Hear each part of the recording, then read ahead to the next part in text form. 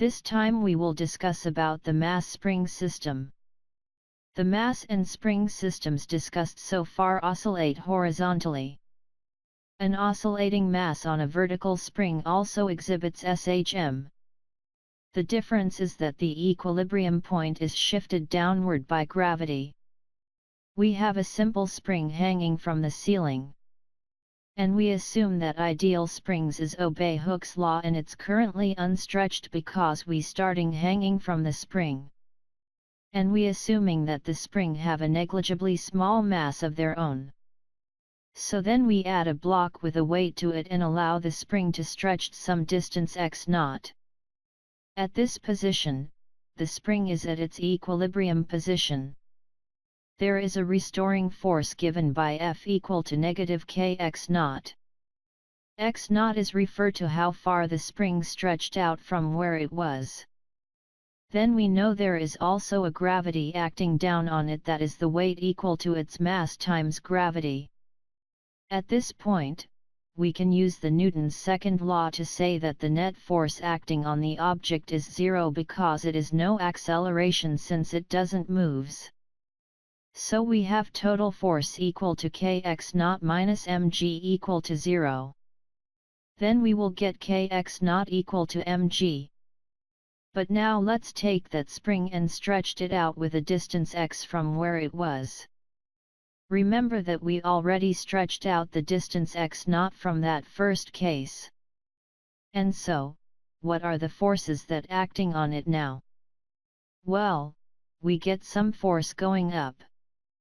But now it's really kx plus x0, and then we got mg going down.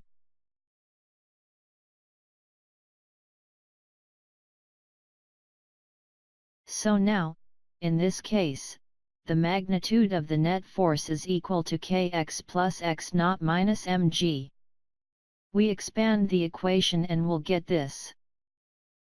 But from the earlier case, we knew that kx0 was equal to mg, so that the mg will cancel with the other mg and we'll just get kx.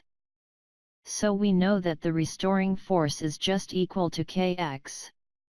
When the object is released, it will oscillate about the equilibrium position with an acceleration given by this following equation that we have discussed in previous video. Remember that acceleration also is equal to negative omega squared x. When we rearrange the equation, we will get omega is equal to the square root of the spring constant divided by its mass. We can also determine the frequency f of the mass spring system by substituting the formula of angular frequency omega. Thus f is equal to 1 over 2 pi times to the square root of k divided by its mass.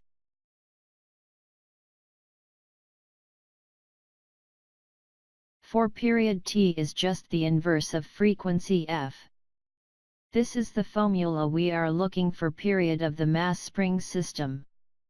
The period depends on the mass m and the spring stiffness constant k, but not on the amplitude a. We notice that, the larger the mass, the longer the period. The stiffer the spring, the shorter the period. This makes sense since a larger mass means more inertia and therefore slower response. And larger k means greater force and therefore quicker response. Today you have learned about the parameters of mass spring system, the equation of period, frequency, and angular frequency. Thanks for watching. See you on the next video.